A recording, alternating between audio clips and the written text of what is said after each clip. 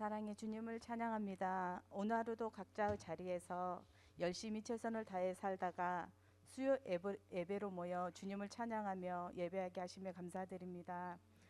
주님, 나름 열심히 최선을 다해 살았는데 이 시간도 우리들의 생각이 각자의 내 뜻만 고집스럽게 주장하며 살고 있는지 돌아보는 시간 되게 없어서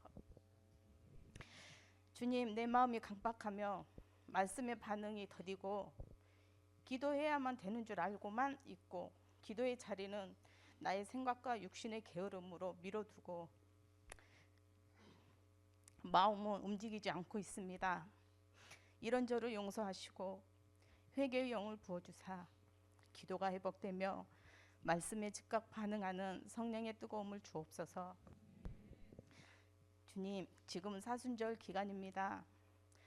우리 소명의 가족들이 각자의 나 자신을 말씀 묵상으로 그 말씀이 주신 감동에 따라서 말씀에 반응하게 하시고 내 이웃들을 관심과 적극적인 섬김으로 예수님의 고난과 죽음, 부활을 기억하는 사순절 기간을 보내게 하옵소서.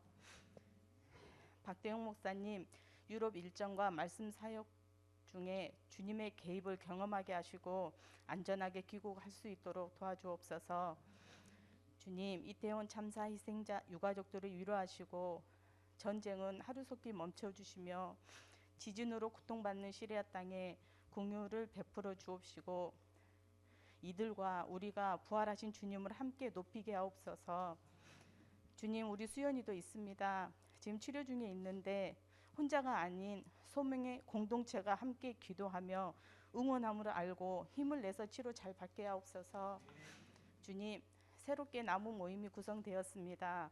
각 나무마다 나무지기를 중심으로 모이게 힘쓰며 알아가는데 힘을 모으고 하나님의 지혜로 서로 섬길 수 있도록 관심과 배려를 실천하게 하옵소서. 오늘 말씀을 전하시는 이태한 목사님, 성령 충만으로 전하는 자와 듣는 자가 주님의 영광만을 드러내는 말씀 되게 하옵소서. 주님만을 의지합니다. 예수님의 이름으로 기도하였습니다.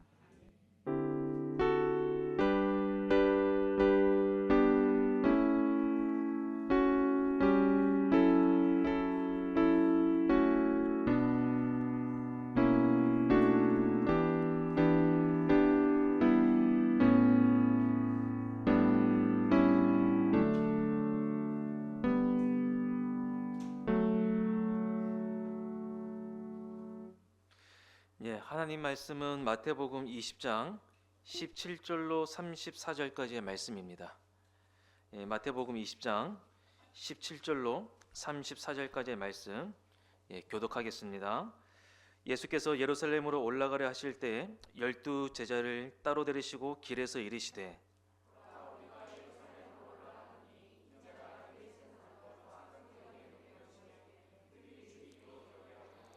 이방인들에게 넘겨주어 그를 조롱하며 채찍질하며 십자가에 못 박게 할 것이나 제3일에 살아나리라.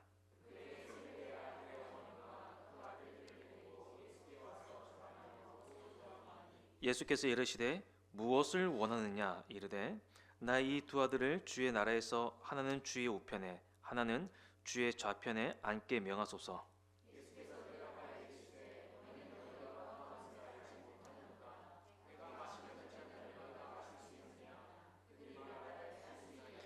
이르시되 너희가 과연 내 잔을 마시려니와 내 좌우편에 앉는 것은 내가 주는 것이 아니라 내 아버지께서 누구를 위하여 예비하셨든지 그들이 얻을 것이니라. 예수께서 제자들을 불러다가 이르시되 이방인의 집권자들이 그들을 임의로 주관하고 그 고관들이 그들에게 권세를 부리는 줄을 너희가 알거니와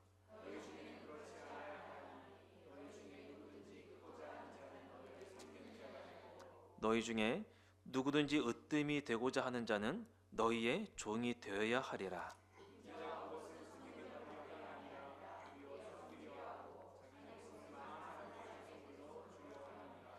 그들이 여리고에서 떠나갈 때 큰 무리가 예수를 따르더라.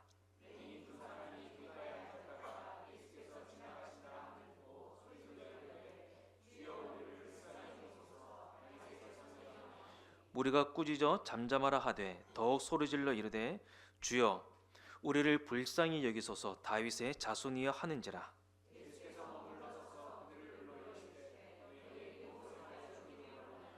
이르되 주여 우리의 눈뜨기를 원하나이다.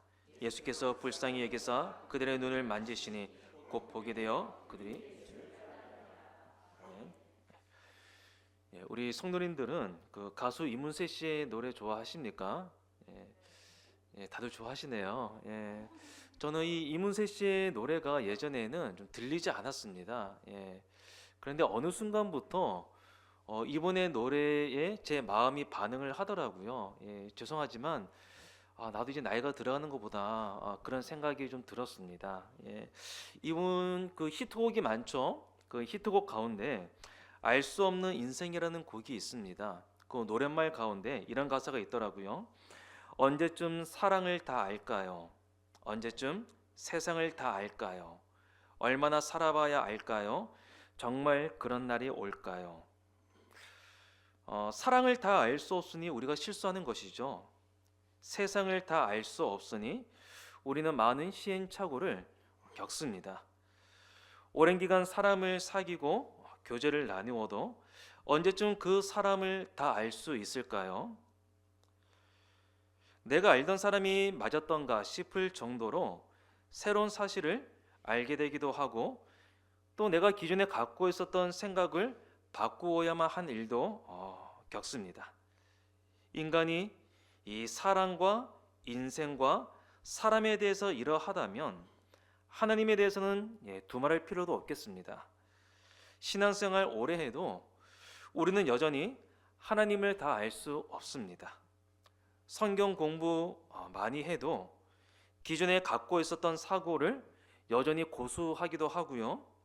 신앙의 논리가 아닌 세상의 가치로 우리의 삶에 대해 계획을 세우고 자신의 욕망을 믿음이라는 명목하에 당당하게 요구할 때도 있습니다.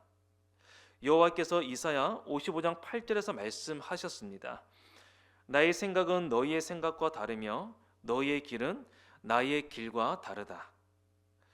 어리석게도 이스라엘 백성은 마치 하나님의 생각과 계획을 아는 것처럼 행동합니다. 하지만 하나님의 지식과 지혜는 어떤 인간의 지식과 지혜보다 훨씬 크다는 거죠.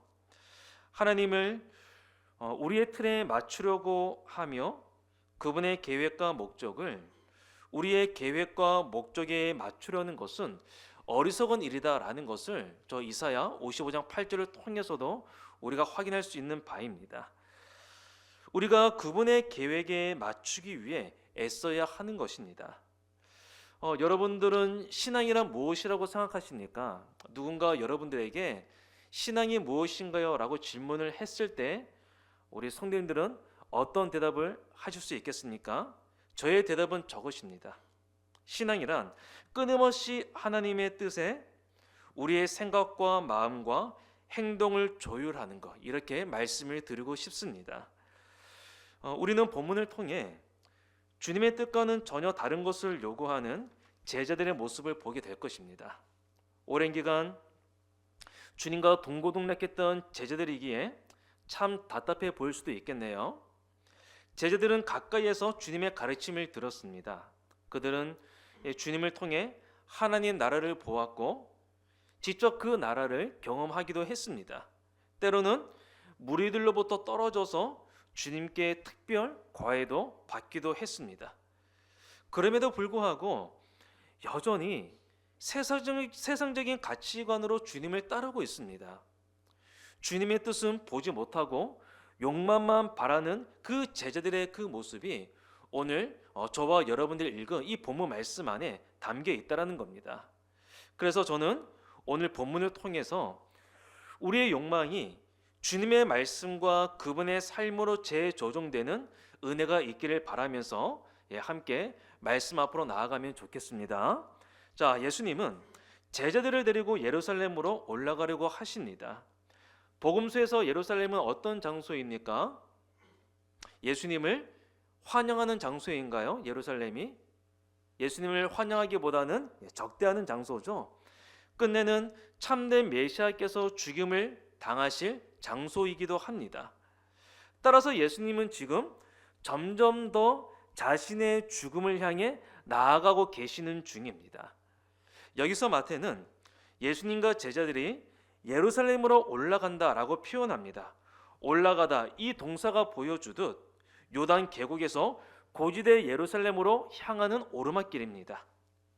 예수님은 예루살렘으로 가는 그 길에서 제자들에게 앞으로 자신이 고난을 받을 것이라고 말씀하십니다. 18절과 19절 우리 함께 읽어볼까요? 보라, 우리가 예루살렘으로 올라가노니 인자가 대제사장들과 서기관들에게 넘겨지매 그들이 죽이기로 결의하고 이방인들에게 넘겨주어 그를 조롱하며 채찍질하며 십자가에 못 박게 할 것이나 제3일에 살아나리라. 예수님은 자신의 고난과 죽음 그리고 부활에 대해 총 4번을 예고하셨는데 오늘 본문은 그 가운데 3번째 예고입니다. 첫 번째 예언에서 베드로는 예수님께 항변했죠. 또 2번째 예언에서 제자들은 근심했습니다.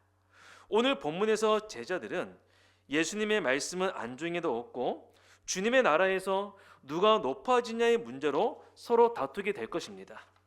그때에 누가 등장합니까? 엄마가 등장합니다. 세베대의 아들의 어머니가 예수님께 나아오죠.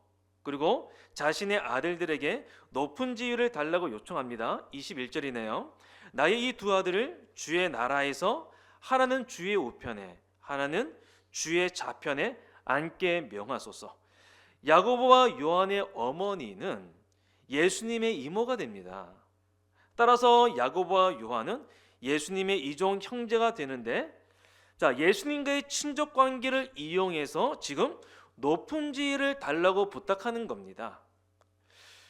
주님이 점점 당신의 죽음을 향해 나아가는 그 길에서 어처구니 없게도 높은 자리를 요구하고 있다라는 겁니다. 주의 나라에서. 저는 이것이 문제의 핵심이라고 보는데요. 야고보와 요한 또 그리고 그녀의 어머니 또 나머지 제자들도 주님의 나라를 제대로 알지 못하고 있습니다. 아직도 예수님이 예루살렘으로 가시는 목적을 정확하게 이해하지 못하고 있습니다. 그들은 예수님이 예루살렘에 들어가시면 새로운 다윗의 나라를 세우시고 영광스러운 왕의 지위에 오를 것이라고 기대하고 있습니다. 그리고 그들은 예수님 덕분에 높은 자리에 앉아서 세상의 영광을 누리게 될 것을 기대하고 있습니다. 쉽게 말해 주님을 통해서 내가 한번 출세해 보자, 스승을 통해서 내가 한번 성공해 보자, 그 욕망을 지금 드러내고 있는 겁니다. 욕망에 눈먼 제자들은 십자가를 가르치시고 지금 십자가의 길을 걷는 주님의 말씀을 이해할 수 없었습니다. 스승은 죽음의 길로 가는데 제자들은 헛된 영광을 구하고 있습니다. 예수님께서 그 형제들에게 직접 대답하십니다. 너희는 너희가 구하는 것을 알지 못하는도다. 그러면서 예수님은 내가 마시려는 잔을 너희가 마실 수 있느냐라고 물으십니다. 여기서 잔은 고난과 죽음을 상징하죠. 따라서 예수님은 자신의 예루살렘에서 어떤 일을 당할 것인지를 말씀하시는 겁니다.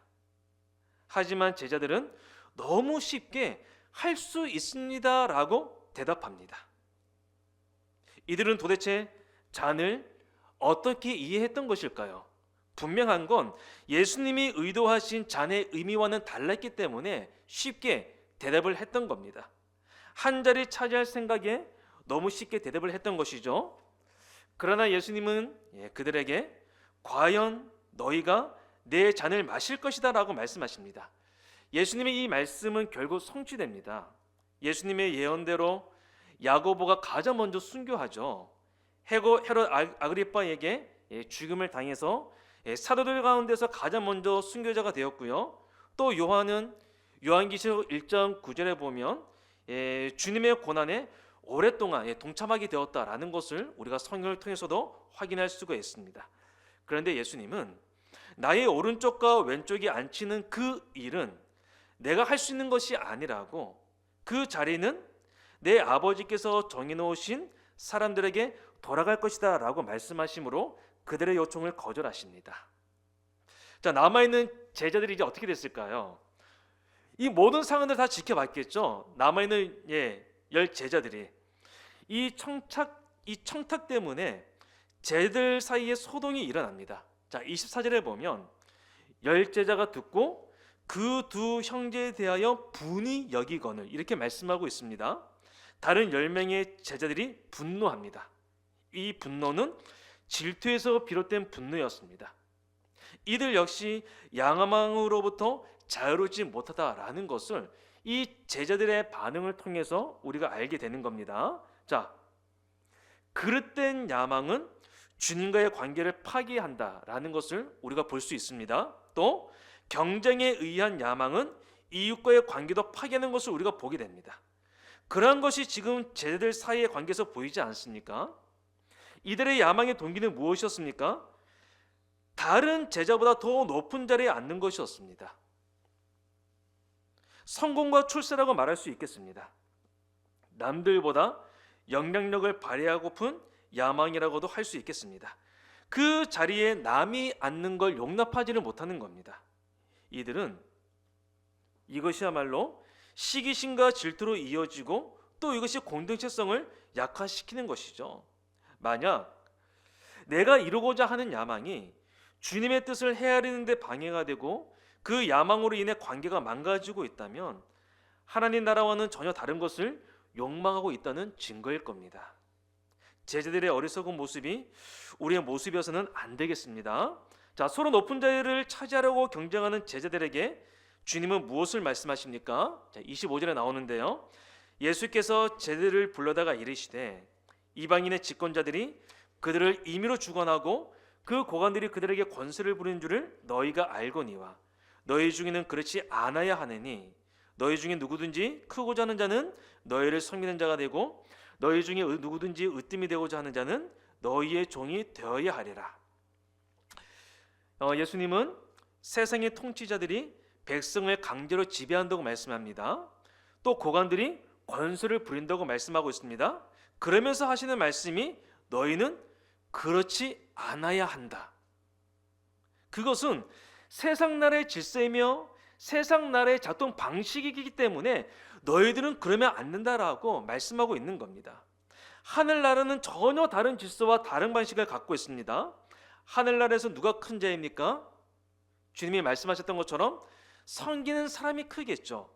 종이 되는 사람이 높아지는 겁니다. 앞서 18장에 보면 제자들이 예수님에게 자신들 중 천국에서 누가 제일 큰지를 물었습니다. 이미 물었던 적이 있었어요. 그러자 주님이 어린아이 하나를 세우시고는 이 어린아이처럼 자신을 낮추는 사람이 천국에서 큰 자라고 말씀해 주셨습니다. 당시 사회에서 하찮은 존재로 여겨졌던 이 어린아이와 가장 큰 자를 대조하셨던 겁니다. 어린아이처럼 자신을 낮추는 자가 천국에서는 큰 자로 인정받습니다. 세상 나라의 질서와 하늘 나라의 질서가 다름을 이미 설명해 주셨는데 여기서 다시 한번 꽃 같은 교훈의 말씀을 주십니다. 그리고 예수 자신이 그렇게 사셨고 지금 그 길로 나아가고 계시는 중입니다. 28절 보실까요? 인자가 온 것은 섬김을 받으려 함이 아니라 도리어 섬기려 하고 자기 목숨을 많은 사람의 대속물로 주려 함이니라. 예수님은 자신을 섬기는 자의 모델로 제시합니다. 특히 자기 목숨을 많은 사람의 대속물로 주려 함이니라 이렇게 말씀하실 때 대속물에 해당하는 헬라어가 노예나 죄수를 석방할 때 지불하는 돈을 뜻합니다. 따라서 이 단어는 27절에 나오는 종과 잘 어울립니다. 성도 여러분, 하나님 나라의 원리는 세상 나라의 원리와 정반대임을 우리가 기억해야겠습니다. 크고자 하는 자는 섬기는 자가 되어야 하고 으뜸이 되고자 하는 종이 되어야 한다는 것을 잊어서는 안 되겠습니다. 이것이 무엇일까요? 하나님 나라의 역설인 겁니다.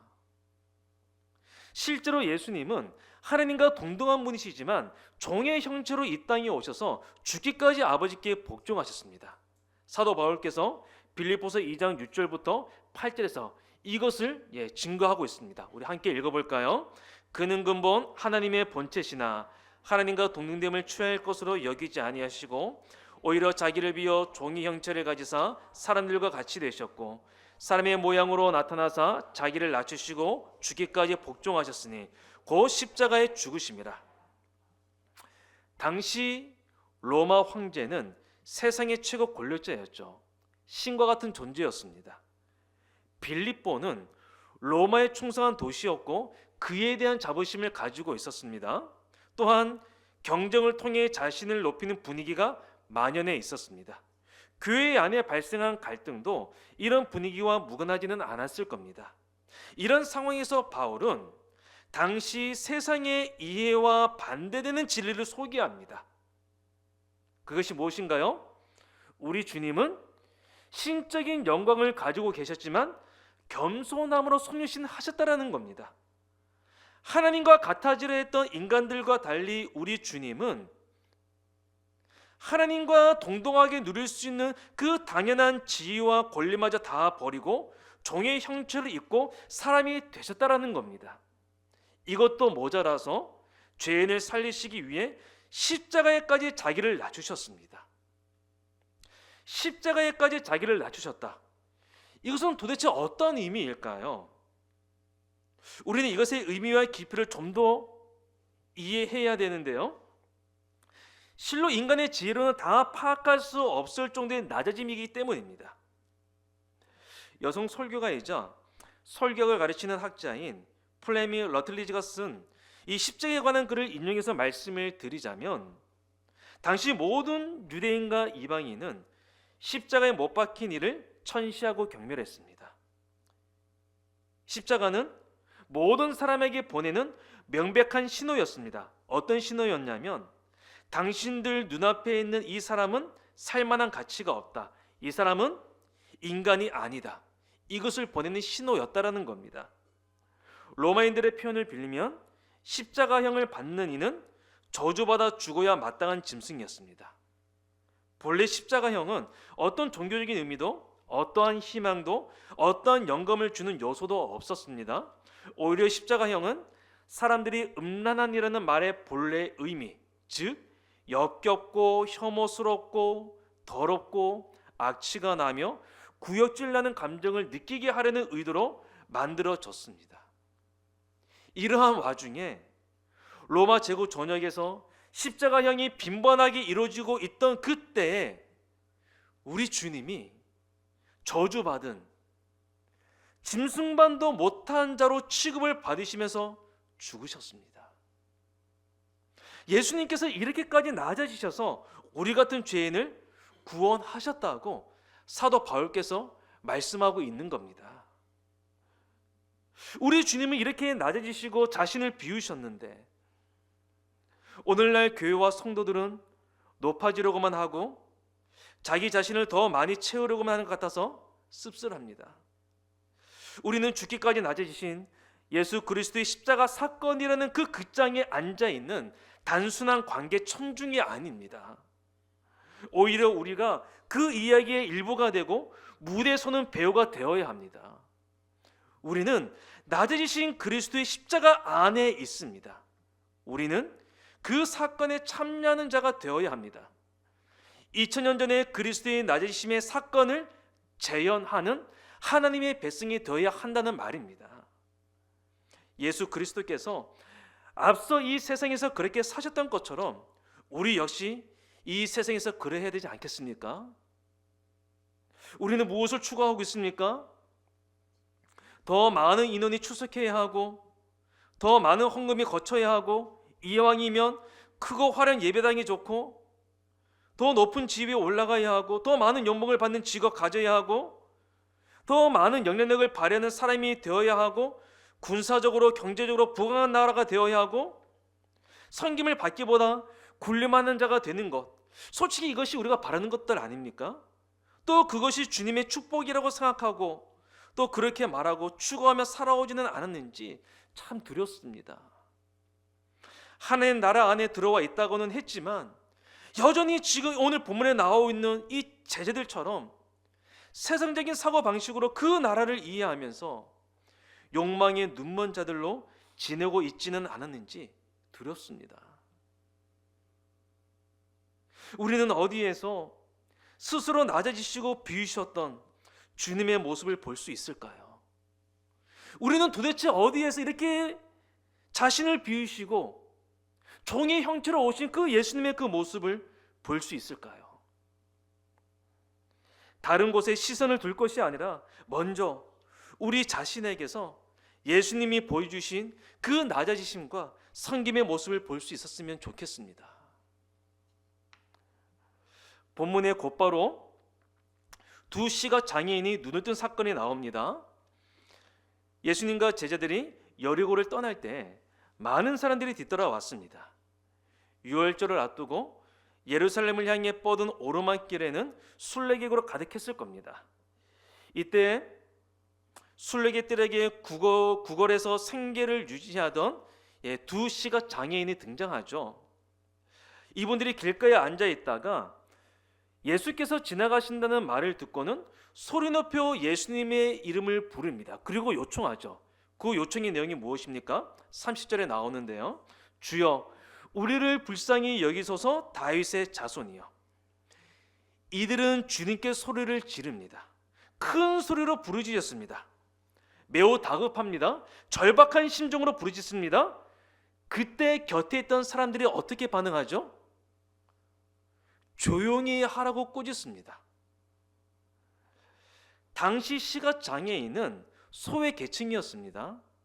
이들은 사회적 약자들입니다.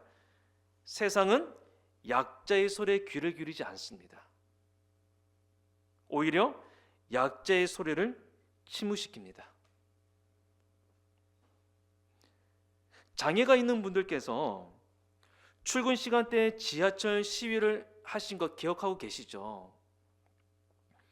대우조선 하청 비정규직 노동자께서는 한여름 절절 끓는 거제도 옥포 조선소 맨 밑바닥에서 가로 세로 높이 1m의 철 구조물을 안에서 용접해 스스로 자신을 가둔 채 이대로 살 수는 없지 않습니까? 라며 울분을 토해냈습니다.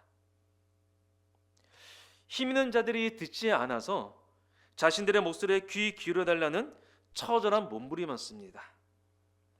하지만 세상은 공권력을 동원해 이들의 입을 막으려고 했습니다. 떠들지 말라며 심적으로 경제적으로 압박을 가했습니다. 성도 여러분, 낮은 자의 모습으로 오신 주님은 낮은 자의 소리에 귀 기울여 주셨습니다. 우리에게도 이와 같은 귀가 있습니까? 만약 이분들의 소리가 들리지 않는다면 우리가 그만큼 높아져 있기 때문은 아닐까요? 이 땅의 교회가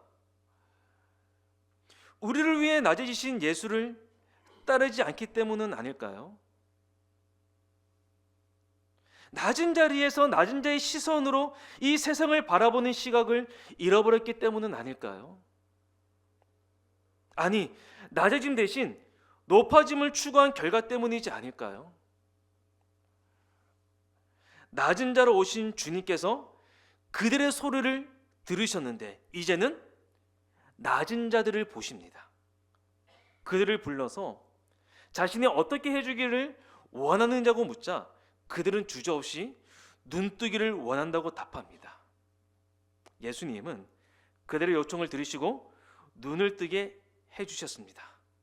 그러자 그들이 예수님을 따라갔습니다. 앞서 제자들은 높은 자리를 원했다면 여기서 두 시각 장애자들은 보기를 원합니다.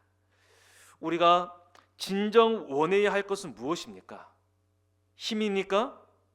권세입니까? 더 커지고 화려해지는 것입니까? 아닙니다. 우리가 진정 원해야 할 것은 하나님 나라를 제대로 보는 것입니다. 세상 속에 살면서도 우리 주님이 가치 있게 여기는 것을 볼 수 있는 영적 안목이야말로 우리가 간절히 바라는 것이어야 합니다.